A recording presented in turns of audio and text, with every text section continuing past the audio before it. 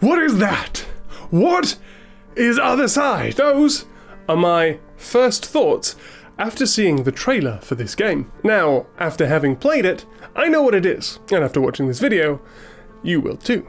In this game, you lead a group of daughters, or sisters, across several battlefields, with their iconic white hair and red accents to everything else black and white.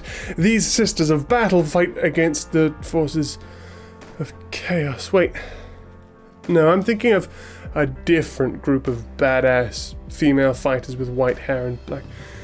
These daughters come from Mother, a godlike entity who's been fighting against suffering and protecting the veil between our world and this world for thousands of years. After suffering takes over a child who's otherwise known as the Chosen One, who then becomes the cursed child as a result, Mother makes it her mission to protect the child and stop him from shattering the veil. But in attempting to do so, she loses her physical form, going from badass to red blob, asking us, the player, to wield her memories as weapons to carry out the task that she could not.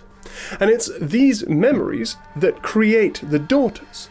Over Mother's lifetime, she went through several phases, sometimes using a sword, sometimes using guns. Those memories gain flesh and become memory incarnate in the form of the daughters, literally using her memories as weapons against suffering. Now, at this point, I'm sure you've noticed the game's distinct art style.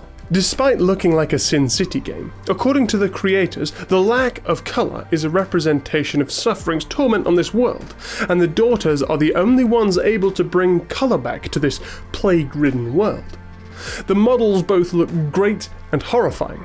Most enemies look like they're straight out of a Lovecraftian novel, which is a perfect counter to the daughters, who were inspired by games like Nier Automata. But how does this game play? It's a tactical RPG that will start out by kicking your ass. But through its use of roguelike elements, the gradual progress that you make is effectively saved. Through the remembrances that you recover while you play, and each time you beat one of the game's 5 bosses, these remembrances that you collect have a massive impact on your game, allowing your daughters to start at higher levels, increasing their damage and health, allowing you to skip bosses entirely in later runs.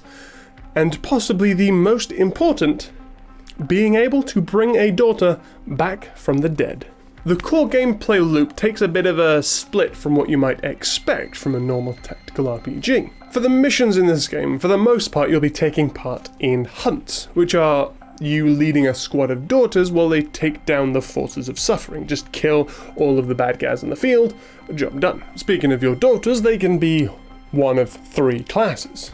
The first one, wielding a sword, which deals a lot of damage, but doesn't have a lot in the way of defense. Another one that wields a spear and a shield, very tanky and can put out some reasonable damage, but it has a lot in the way of controlling enemies. And the last of the classes that you start out with was the one that wields 2 guns, and was by far the one that I used the most. As the daughters level up, they gain new abilities, and through the missions they gain new traits reflecting what happened during the mission.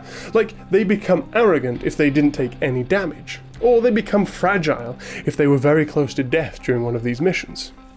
And speaking of death, and the prevention of, this is where the game takes that aforementioned split from what you might have expected. The only way to heal your daughters is to sacrifice another one of your daughters of the same or higher level. Meaning that while your strongest daughter might have the most damage output, when it comes to facing the boss, chances of her being at full health is relatively slim unless you're playing really well. And if you fail a boss fight, you will lose your run and have to start from the beginning, with new daughters and any remembrances that you gained in your playthrough.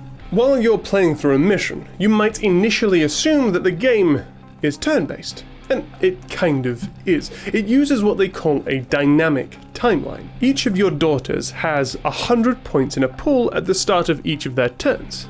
Doing most actions will cost you some of these points, and if you end your turn with 50 points or more, you'll get to act sooner in the timeline than if you use part of those last 50 going into what they call a burst mode. Meaning that there's often a choice between being able to finish off an enemy and letting some of the other enemies have more turns than that daughter, or deal less damage, but be able to have that daughter potentially act before that enemy does. But this game isn't perfect. In my playthrough, there were a few times where inputs wouldn't respond. I'd have to click around for a while before being able to use an action that I wanted to, and the balancing of the daughters and their abilities, it's not super great right now. The Soul Slinger, the one with the guns, was able to attack from other daughters' attacks, and then if you have multiple Soul Slingers, they can all attack off of each other's attacks. I mean, it's incredibly strong for taking down bosses, and setting up combos like this doesn't feel bad, it feels really good actually. I just wish that the other daughters could be brought up to the point where they had a similar level of combo ability. And there's a fourth daughter class that I never got to see at all, despite going past the point at which you normally unlock it. Because I had that Soul Slinger combo set up, I blew past the thing that would have triggered the unlock, which doesn't feel like it's intentional, being unable to unlock something because you did something a bit too well. But aside from those few gripes, I did eventually have fun with this game. I say eventually because for the first 4 hours or so I found it kinda slow, but after that it just clicked and I didn't want to stop. Do I recommend this game? Well, it depends. It's definitely unique, and it definitely can be fun for the sort of people that like this type of game, but for the most part you'll be doing only hunt missions, which can get very repetitive in both missions and maps. But if you're into these tactical RPGs with interesting twists on them, then this is definitely worth a look. But if it's not your normal cup of tea and you want to get into the tactical RPGs, then maybe a game like Mechanicus is better for you. What's Mechanicus? Well, I have a review on that right here. But that's it for this video. If you've liked it, don't forget to like it, and if you found this video helpful or you want to see more stuff just like this, well, there's a subscribe button down there and I'm sure you know what to do with it. Until next time, did you know I'm English? Cheerio. You might initially assume that the game is turn-based, and it kind of is.